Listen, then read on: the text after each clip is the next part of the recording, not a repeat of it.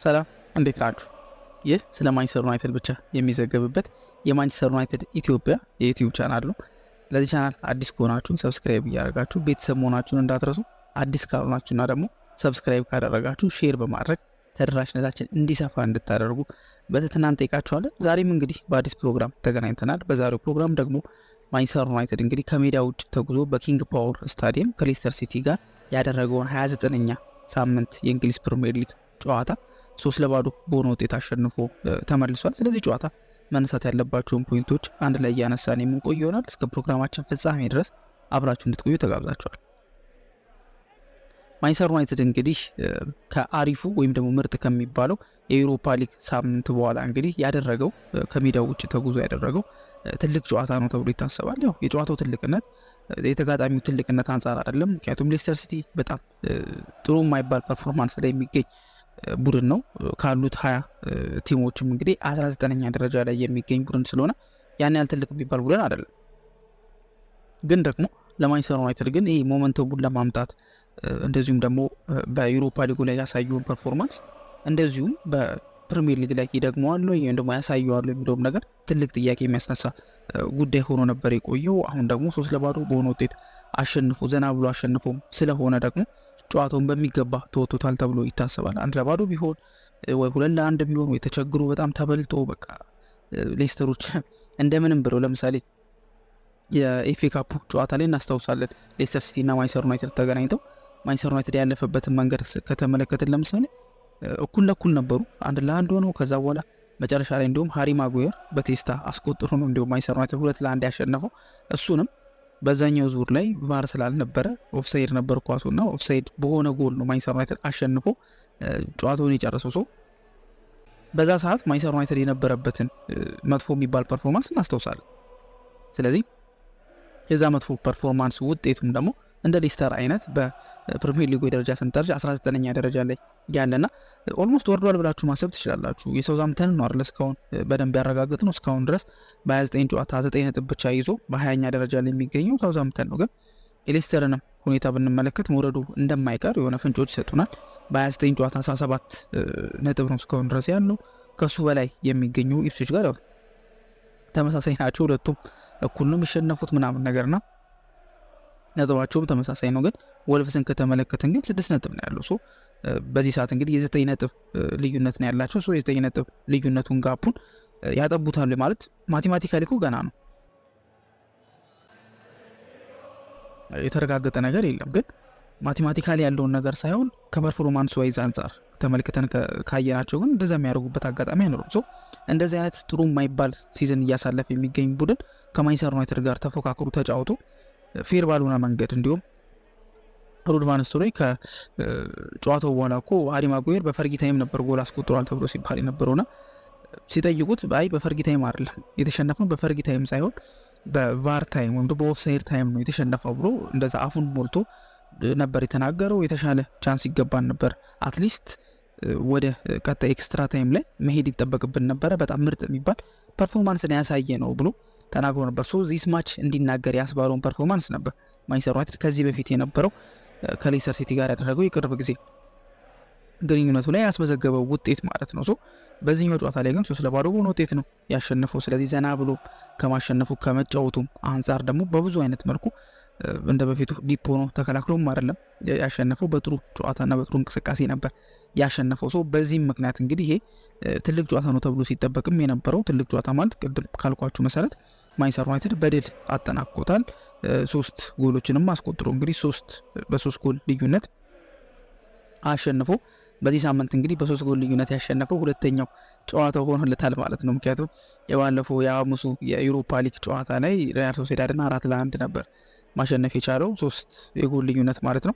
በዚህኛው ጨዋታ ላይም ደግሞ 3-0 ነው ያሸነፈውና 3 የጎል ልዩነት በአንድ ሳምንት ውስጥ እንግዲህ ዩናይትድ 2 ትልልቅ የሚባሉ ድሎችን 2፣ 3 እና ከዛ በላይ ያስቆጠረባቸውን ጨዋታዎች አስመዝግበዋል። በዚህኛውም ጨዋታ ላይ ጥሩ የሚባል ፐርፎርማንስ ያስመለከተበት ጨዋታ ነው ተብሎ ይታሰባል። ከዚህ ውጪ በዚህ ጨዋታ ላይ የተገነዘብናቸው ያየናቸው ነገሮች ምንድናቸው የሚለውን ስንመለከት ከመጀመሪያው ጎል ብንጀምር ራስሙስ ሆይሉንድ ነው እንግዲህ የመጀመሪያውን ጎል ያስቆጠረው ከረፍት በፊት በ27ኛው ደቂቃ አካባቢ የመጀመሪያውን ጎል አስቆጠረ። ማንቸስተር ዩናይትድ 1-0 እንዲመራ አስቻለው። እንግዲህ ራስሙስ ሆይሉንድ ያው የጎል ድርቅ እንዳለበት እናውቃለን። የጎል ድርቁን ይሁን ደግሞ ጎል ያለማስቆጠር እርግማኑን የሰበረበት ጎልን ነበር ያስቆጠረው። ካለፉት 3 ወራቶች ውስጥ ምንም አይነት ጎል አላስቆጠርም። ወደ 94 ቀናት ማለት ነው። በጨዋታ ከመዘን ነው ደግሞ 21 ተከታታይ ጨዋታዎች ላይ ራስሙስ ሆይሉንድ ምንም አይነት ጎል ማስቆጠር አልቻለም ነበር። ይህም ማለት መጨረሻ ጊዜ ራስሙስ ሆይሉንድ ጎል ያስቆጠረው በማንቸስተር ዩናይትድ መለያ ለመጨረሻ ጊዜ ጎል ያስቆጠረው 2025 ከገባ ቅንጦት ነው፣ ጭራሽ አልደረሰም። ዲሴምበር 12 ከቪክቶሪያ ፕሌዥን ጋር የነበረው ጨዋታ ላይ እንደምናስታውሰው 2 ጎል ነበር አስቆጥሮ የነበረው። ያኔ 2 ጎል ካስቆጠረ በኋላ ራስሙስ ሆይሉንድ የሚባል ሰው ያቺ በቅርብ ጊዜ በዚህ ዓመት ይዟት የመጣው የደስታ አገላለጽ አለች አይደል? ከግላዲያተር ላይ የሆነ ሲን አለ የሚያሳዩት ምልክት ነገር ጎል ካስቆጠረ በኋላ የሆነ ወደ አንገቱ ምናምን እያደረገ የሚያሳየውና እሱን ሴሌብሬሽን ካሳየ እንግዲህ የመጨረሻ ጊዜ ያሳየው የታየው ዲሴምበር 12 በዩሮፓ ሊግ ጨዋታ ከቪክቶሪያ ፕሌዥን ጋር የነበረው ጨዋታ ነበር። ከዛ በኋላ 94 ቀናቶች አልፈዋል። 21 ጨዋታዎችም ተቆጥረዋል። እንግዲህ አስቡት፣ አጥቂ ሆኖ ዋናው ስራው ጎል ማስቆጠር ነው። ዋናው ስራው ጎል ማስቆጠር ሆኖ ያለፉትን 21 ተከታታይ ጨዋታዎች ግን ምንም አይነት ጎል አላስቆጠርም። በጣም ከባድ ነገር ነው። ልጁ ያለበትም ጫና በጣም ከባድ ነው። አንድ እንደውም የማንቸስተር ዩናይትድ ስሙን ጠፋብኝ እንጂ የቀድሞ የማንቸስተር ዩናይትድ አጥቂ የነበረ ተጫዋች እንዲሁም ከጨዋታ በኋላ ሀሳቦችን እያነሳ ነበርና አጥቂ የሆነ እንደዚህ አይነት ነገር ውስጥ መግባት ማለት ቀላል ነገር አይደለም። በጣም ከባድ ነገር ነው። ምክንያቱም የመጀመሪያ ስራ ጎል ማስቆጠር ነው። የመጀመሪያን ስራ ካልሰራ ደግሞ ይሄ ያለመፈለግ ወይም ደግሞ ፊት ያለመሆን እንደ ሸክም ነው የምታስበው እንጂ ራስን እንደ ኢምፖርታንት ሰው አታስብም። በእንደዚህ አይነት መጥፎ ፊሊንግ ውስጥ ይሄ ልጅ 94 ቀናቶችን አሳልፏል። 21 ጨዋታዎች ላይ ደግሞ እንደዚሁ እየገባ ያው 90 ደቂቃ የቆየባቸውም አሉ፣ ተቀይሮ የወጣባቸውም አሉ፣ ተቀይሮ የገባባቸውም አሉ። በአጠቃላይ ግን እነዚህ 21 ጨዋታዎች ላይ ላለፉት 94 ቀናት ራስሙስ ሆይሉንድ ምንም አይነት ጎል አላስቆጠረም ነበር። ለሱ ትልቅ ሪሊፍ ነው። ብሩኖ ፈርናንዴዝም ስለሱ ተጠይቆ ነበር። እንደተናገሩም ኦፍኮርስ ያስፈልገዋል ይሄ ነገር። በእርግጥ ከዚህ በፊት ተናገር ያለው እሱ ጎል በማስቆጠር ብቻ አይደለም ቡድኑን እየረዳ ያለው የሚያረጋቸው ሩጫዎች፣ የሚያረጋቸው እንቅስቃሴዎች እንዳለ ለቡድኑ ምን ያህል ኢምፖርታንት እንደሆነ የሚያሳዩ ናቸው። ስለዚህ አሁን አይደለም ቡድኑን መጥቀም የጀመረው፣ ያኔ ገና በሚሮጥበት ሰዓት ላይ እሱ ጎል ባያስቆጥርም ግን ሌሎች ጎል እንዲያስቆጥሩ ለምሳሌ ጆሹዋ ዚርክዚ በሪያል ሶሴዳዱ ጨዋታ የመጀመሪያው ዙር ማለት ነው በሳን ሰባስቲያን የነበረው ጨዋታ ላይ ብዙዎች ያወሩት ዚርክዚ ጎል ስላስቆጠረ ስለሱ ነበረ። ግን ለዚርክዚ እንደዚህ አይነት ስፔስ በዛ ቦታ ላይ በዛ ጨረቋ ላይ እንደዚህ አይነት ስፔስ የሰጠው ራስሙስ ሆይሉንድ አሯሯጦ ነው። እንደዚህ አይነት ሩጫዎች ደግሞ ለአንድ አጥቂ ያስፈልገዋል። ኦፍኮርስ ጎል ማስቆጠር ነው ዋና የሚያስፈልገው። ግን እሱ እንኳን ጎል ባያስቆጥር ታርጌት ማኑ እሱ ነው። ተከላካዮች ፎከስ የሚያደርጉት እሱ ላይ ነው። እሱ የሚያደርጋቸው እንቅስቃሴዎች ተከላካዮችን ድራግ ማድረግ ትልቅ አቅም አለው። እሱ ያንን ስራ እስከሰራ ድረስ ደግሞ ሌሎች ተጫዋቾች የሚያስቆጥሩበት እድል ይኖራል። በሁለተኛ 10 ቁጥርነት ሲጫወት የነበረው ጆሹዋ ዚርክዚ በእንደዚህ አይነት ሁኔታ ነው እንግዲህ ጎል አስቆጥሮ በዛ በሳን ሰባስቲያን በስፔን ከሶሴዳድ ጋር የነበረው ጨዋታ ላይ ይሄንንም ብሩኖ ፈርናንዴዝ ተናግሮ ነበር። ሩጫዎቹ ይጠቅማሉ። ለቡድኑ የሚያደርጋቸው ነገሮች ብዙዎች ስለማይወጡ እንጂ ከኳስ ውጭ የሚያደርጋቸው እንቅስቃሴዎች በጣም አስደናቂ ናቸው ብሎ ተናግሮ ነበር። በተለይ ደግሞ የሶሴዳዱ ይሄ የኦልድ ትራፎርዱ ጨዋታ ላይ ደግሞ አሲስትም ማድረግ ችሎ ነበር። እንቅስቃሴው የሚገርም ነበረ። ሬቲንጉም በጣም አሪፍ ነበር። ሙሉ እንቅስቃሴው ምርጥ የሚባል ነበር። ይሄንንም ስንመለከት ብሩኖ ፈርናንዴዝ እንዳለው ይሄ ልጅ ኢምፖርታንት ነበር እስካሁን ድረስ። አሞሪምም ይደግፈዋል። ግን ደግሞ በጎል ግን እንደዚህ መታገዙ ግን እርግጥ ነው ለልጁ ትልቅ ኮንፊደንስ ትልቅ ቡስት የሚያደርግለት ነገር ስለሆነ ትልቅ እድል ነው ትልቅ ነገር ነው ብሎ ተናግሯል። ግን ደግሞ በዚህ ጨዋታ ላይ ደግሞ ሁለተኛውን ጎል ያስቆጠረው ሌላ ተጫዋች አለ። ራስሙስ ሆይሉንድ ብቻ አይደለም የጎል ድርቀቱን ወይም ደግሞ ጎል ያለማስቆጠር እርግማኑን ያነሳው ራስሙስ ሆይሉንድ ብቻ አይደለም። ሌላ የቡድን አጋሩ የ20 ዓመቱ ወጣት አርጀንቲናዊው አሌሃንድሮ ጋርናቾ እንደዚሁ ከረጅም ጨዋታዎች በኋላ ነው እንግዲህ ጎል ማስቆጠር የቻለው። ጋርናቾ በበኩሉ ደግሞ ለመጨረሻ ጊዜ ጎል ያስቆጠረው ኖቬምበር 28 ነበር። እሱም እንደ ራስሙስ ሆይሉንድ ሁሉ በዩሮፓ ሊግ ጨዋታ ላይ ነበር ለመጨረሻ ጊዜ ጎል ያስቆጠረው ከቦዶ ግሊምት ጋር በነበረው ጨዋታ ላይ ማለት ነው። ከዛ ጨዋታ በኋላ አሌሃንድሮ ጋርናቾ ምንም አይነት ጎል አላስቆጠረም። 24 ጨዋታዎችም ተቆጥረዋል። 24 ጨዋታዎች ላይ ተሳትፎ በ24ቱ ጨዋታ ምንም አይነት ጎል ሳያስቆጥር ነው እንግዲህ አሁን በዚህኛው ጨዋታ ላይ አንድ ጎል አስቆጥሮ የጎል ድርቀቱን ከራስሙስ ሆይሉንድ እኩል እርግማኑን ያራገፉት። ለእነዚህ ሁለት ተጫዋቾች ትልቅ ነገር ነው። ራስሙስ ሆይሉንድ ብዙ ሲባል ነበረ። ራስሙስ ሆይሉንድ ብቻም ደግሞ አይደለም ጋርናቾም በራሱ ብዙ ነገር ሲባል ነበር። በረከት እሱ እንቅስቃሴዎቹ የሚፈጥራቸው ረብሻዎች ተቀይሮ በሚገባበት ሰዓት ላይ ለቡድኑ የሚሰጠው ግልጋሎት የሚታይ ነገር ነው። በከፍ በኩል የሚጫወትም ተጫዋች ስለሆነ የሚታይ ነገር ነው። እድሜውም ገና ነው ተብሎ ስለሚታሰብ የአካዳሚ ልጅም ስለሆነ ብዙ ገና ነው የሚባል ነገር ሊታሰብለት ይችላል። በእንደዚህ አይነት በዛም አለ በዚህ ግን እንደ ራስሙስ ሆይሉንድ ሁሉ ጋርናቾም በደንብ ሲቀጠቀጥ የነበረ በደንብ ሲወቀስ የነበረ ማንቸስተር ዩናይትድ ጎል ላለማስቆጠሩ እንደ ምክንያትነት ሲነሳም የነበረ ተጫዋች ነበር። እሱም እንደዚሁ እንደ ሆይሉንድ ሁሉ የጎል ድርቀቱን የጎል እርግማኑን አስወግዷል። እነዚህ ሁለት ተጫዋቾች የማንቸስተር ዩናይትድን አንደኛና ሁለተኛ ጎል ያስቆጠሩ ተጫዋቾች የጎል ድርቀታቸውን እርግማኑን እንግዲህ ያፈረሱ ናቸው። ጋርናቾ መጀመሪያ ጎል አስቆጥሮ ሴቭ ተብሎበት ነበረ። ከዛ ነው እንግዲህ በ11 ደቂቃ ልዩነት ውስጥ ድጋሚ አሳማኝ ጎል አስቆጥሮ የመጀመሪያ ጎሉ እንዲያስቆጥር በ24 ጨዋታ የመጀመሪያ ጎሉ እንዲያስቆጥር የሆነው። ከዛ ውጪ ከዚህ ቀደሙ እንደ ሁልጊዜውም ሁሉ ከመጣ ጊዜ ጀምሮ አሁን ዩናይትድ በተቸገረበትም ሰዓት ላይ አሰልጣኝ ለውጥ ኖረም አልኖረም ሁሌም ለማንቸስተር ዩናይትድ ያለውን እንደሚሰጥ የሚነገርለትና ምናልባትም የማንቸስተር ዩናይትድ ሌጀንድ እስከ መባል ድረስ መድረስ አለበት ተብሎ የሚታሰቡ ብሩኖ ፈርናንዴዝ በዚህም ጨዋታ ላይ እንግዲህ እንደለመደው ያው አዲስ ነገር አይደለም ደምቆ አምሽቷል። 2 አሲስት አድርጓል። እንደዛም ሆኖ 1 ጎል አስቆጥሯል።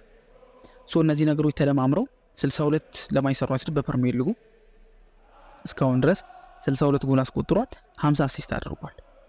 ይሄም ዩናይትድ ውስጥ በፕሪሚየር ሊግ ብዙ ጎል ኮንትሪቢዩሽን ካደረጉ ተጫዋቾች ቶፕ 10 ውስጥ እንዲገባ አድርጎታል። በዚህ ዓመት ደግሞ በጎል ኮንትሪቢዩሽን ብሩኖ ፈርናንዴዝ ባደረገው ጎል ኮንትሪቢዩሽን የሚበልጡት መሐመድ ሳላህና ኤርሊንግ ሃላንድ ብቻ ናቸው።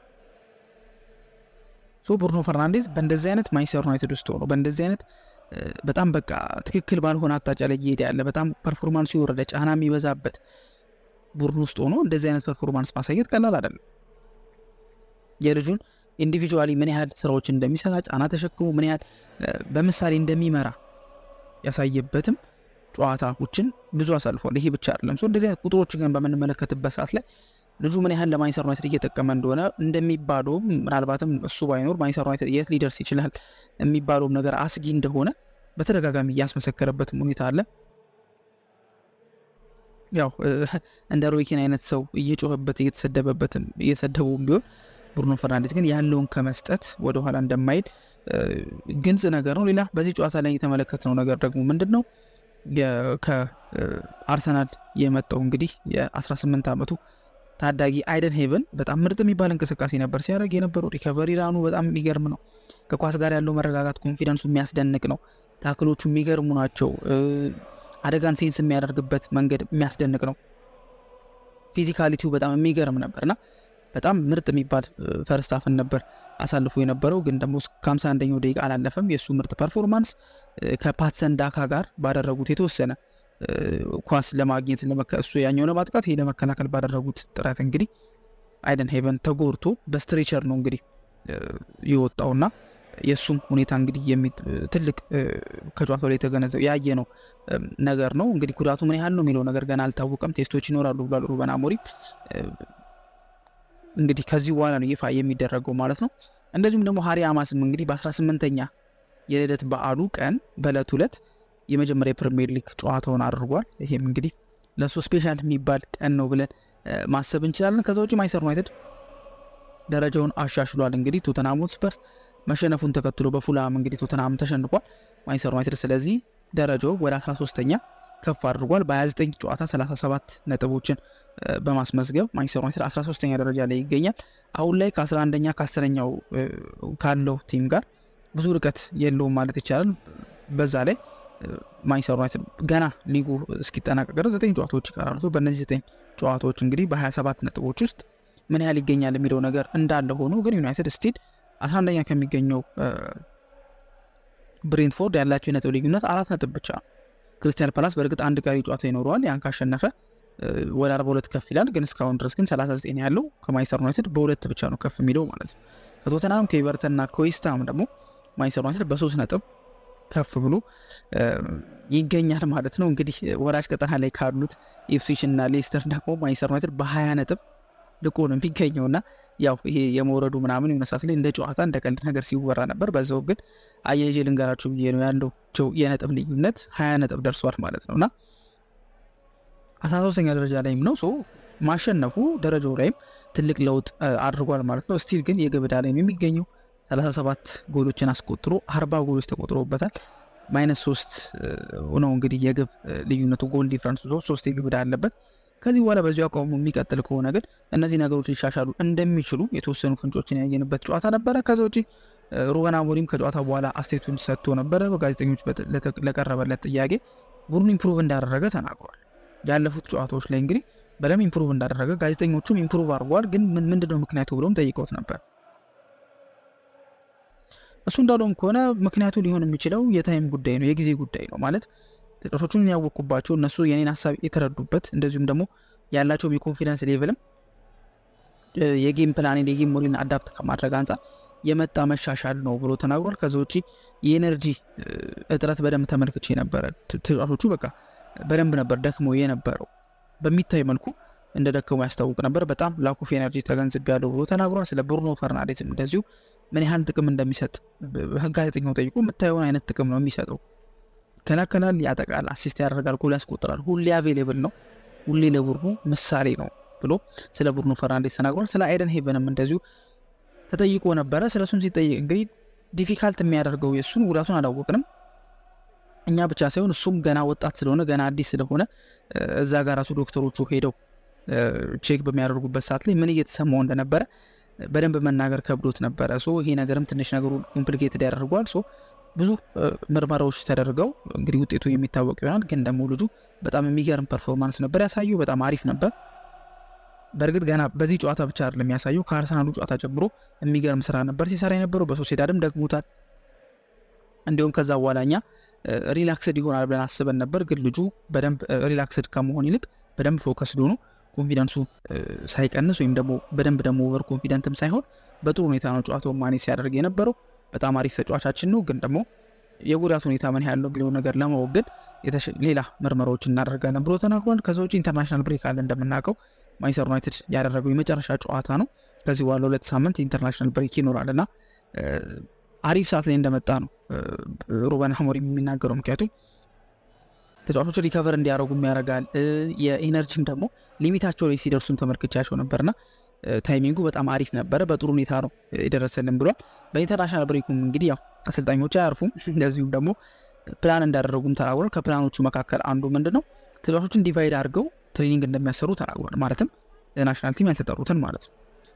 ግማሾቹ ምንድነው የሚሆኑት ሪከቨር ያደረጋሉ። የፊትነስ ሁኔታቸውን የማሻሻል ሁኔታ እንደነ ኮሊየር፣ እንደ ሜኑ፣ እንደ ማጓየር፣ ማውንት የመሳሰሉት ፊትነሳቸውን ሪከቨር የማድረግ የማሻሻል ስራዎችን ይሰራሉ ብሎ ተናግሯል። ከዛ ውጭ ያሉት ደግሞ ጉዳት ላይ ያሉት ደግሞ በጉዳት ረገድም እንደዚሁ ሌላ ሪከቨሪ ፕሮግራም ተዘጋጅቶላቸዋል። ከጉዳት ደግሞ ነፃ ሆኖ ደግሞ ኖርማል ሲጫወቱ የነበሩት ደግሞ በተለየ መልኩ ሬስት ይሰጣቸዋል። ከሌላው ጊዜ በተለየ መልኩ ብዙ ቀናቶችን እንዲያርፉ ይደረጋል። ለምሳሌ እንደ ካዜሚሮ የመሳሰሉት ተጫዋቾች ብሎ ስለ ኢንተርናሽናል ብሬኩ በመሀል ስላለው 2 ሳምንት በእንደዚህ አይነት መልኩ ተናግሮ ለሚቀጥለው ፋይናል 2 ወር እንግዲህ በእንደዚህ አይነት መልኩ እንዘጋጃለን ብሎ ተናግሯል። ብሩኖ ፈርናንዴዝም ስለ ጨዋታው ያለውን ምልከታ ተናግሯል። እሱም እንግዲህ እንዳለው ከሆነ መጀመሪያ ፈርስት ሃፍ ላይ ስህተቶች ነበሩ። ቢልድ አፕ ላይ ሳይሆን ስህተቶች የነበሩት በትራንዚሽን ጊዜ ብዙ ኳሶችን ሉዝ እናደርግ ነበረና ያም እንግዲህ ስህተት ነበረ። ሰከንድ ሃፍ ላይ ግን በደንብ ተሻሽለን በጥሩ ሁኔታ ተጫውተን እንግዲህ አሸንፈናል ብሎ ተናግሯል። በዚህኛውም ጨዋታ ላይ እንግዲህ ከዚህ በፊት ቻንሶችን ክሬት እናደርጋለን ግን አናስቆጥርም። የሆነ ሰዓት ደግሞ ቻንስ ክሬትም አናደርግም አናስቆጥርም ነው። በዚህ ጨዋታ ላይ ግን ክሬት ያደረግናቸውን እያስቆጠርን ጥሩ አፈጻጸሞችን አድርገናል። ከአርሰናል በነበረው ጨዋታ ጀምሮ ከዛ በፊትም ባለው የጨዋታ መለዋወጦችን እያደረግን ተሻሽለናል። በአርሰናሉ ጨዋታ ላይ ዲፔ ነበር ነው አጥቂዎቻቸው ያን ያለ ሰላም ስላልነበሩ ኳሱን ሰጥተናቸው ነበር ስንጫወት የነበረው። ግን ሰከንድ ሃፍ ላይ ተሻሽለን ቀርበናል። ከሶሴዳድ ጋር የነበሩት ጨዋታዎች ላይ ደግሞ እንደምትመለከቱት መሻሻሎችን አድርገን ነበረ ብሎ ተናግሮ ነበረ። ከዛ ውጭ እንግዲህ ስለ ሮይኪን ድጋሚ እንደዚሁ ተጠይቆ እንደሚጎዳውም ግን ደግሞ ሞቲቬት እንደሚያደርገውም ተናግሯል። በሁለቱም መልኩ ሰው ነኝ፣ ስለ እኔ ክፉ እንዲወራ አልፈልግም፣ ሲወራ ስሰማም ይደብረኛል። ግን ደግሞ የማደርገውንም ስለማቅ ደግሞ የተወሰነ ለመሻሻል ደግሞ ሩም እንዳለን ስለሚገባኝ ያ ነገር ደግሞ ያበረታኛል፣ ሞቲቬት የሚያደርገኛል ብሎ ስለ አጠቃላይ ያለውን ነገር ተናግሯል። በአጠቃላይ ማንቸስተር ዩናይትድ በዚህ ጨዋታ ላይ አሪፍ የሚባል ፐርፎርማንስ ያሳየበት ጨዋታ ነው ብለን መናገር እንችላለን። ሲከላከሉ ጥሩ ነበሩ፣ ሲያጠቁ ጥሩ ነበሩ። ኮሚኒኬሽናቸው የሚገርም ነበረ። መቼ ፕረስ ማድረግ እንዳለባቸው ያውቁ ነበረ፣ መቼ ፕረስ ማድረግ እንደሌለባቸው ያውቃሉ፣ መቼ መሀል ላይ መቆየት እንዳለባቸው። ብቻ እርግጥ ነው ሌስተርን በጣም የደከመ ተጋጣሚ ነው። በፕሪሚየር ሊጉ ከሚወርዱት ክለቦች መካከል አንዱ ነው። ሙሉ ነገሩን ይገልጻል ማለት አይቻልም፣ ግን አጠቃላይ ግን ማንቸስተር ዩናይትድ በእንደዚህ አይነት ቡድኖችን ሲፈተን አይተነዋል። ሳውዛምፕተን እኮ ኦልድ ትራፎርድ ላይ መጥቶ በመከራ ነው ማንቸስተር ዩናይትድ 3-1 ያሸነፈው። ከኢፕስዊች ጋርም እንደዚሁ በቀላሉ አልነበረም የተሸናነፉት። 3-2 በሆነ ውጤት ነበር ማሸነፍም የቻለው። ከሜዳው ውጭ ደግሞ በአቻነት የተጠናቀቀው። ከሜዳው ውጭ ያደረገውም ደግሞ በኪንግ ፓወር ስታዲየም ያደረገውን ጨዋታ በእንደዚህ አይነት ተዝናኖት፣ በእንደዚህ አይነት ጥሩ አቋም መፈጸሙ በማንቸስተር ዩናይትድ ቤት እውነትም ብሩኖ እና ራሱ ሩበን አሞሪም እንደተናገሩት የተወሰኑ ኢምፕሩቭመንቶች እንዳሉ፣ መግባባቶችም እንዳሉና ጥሩ አፈጻጸም እንዳለ የሚያሳይ ነው። በአጠቃላይ በዚሁ የሚቀጥሉበትም ከሆነ የደረጃ መሻሻልም አለ፣ የኮንፊደንስን መሻሻል ስለሚኖር ማንቸስተር ዩናይትድ ሲዝኑን በጥሩ ሁኔታ እንዲጨርስ ቡስት ሊሆኑ ስለሚችል በእንደዚህ አይነት መልኩ እንዲቀጥሉ ይፈለጋል ማለት ነው። በአጠቃላይ ግን ጥሩ የሚባል ፐርፎርማንስ፣ ጥሩ የሚባል ውጤት፣ በጥሩ ጎል የተቆጠረባቸውና 3 ነጥብ የተገኘበት ጥሩ ጨዋታ ነበረ ማለት ነው። እናንተስ ስለዚህ ጨዋታ ያላችሁ ሀሳብ ምንድን ነው የሚለውን በኮሜንት ሴክሽን ላይ እንድታስቀምጡልን እንጠይቃችኋለን። ለዚህ ቻናል አዲስ ከሆናችሁ ሰብስክራይብ ማድረግ እንደዚሁም ላይክ፣ ሼር፣ ኮሜንት ማድረጋችሁንም እንዳትረሱ። በቀጣይ ፕሮግራም እስከምንገናኝ ድረስ መልካም ጊዜ ይሆንላችሁ።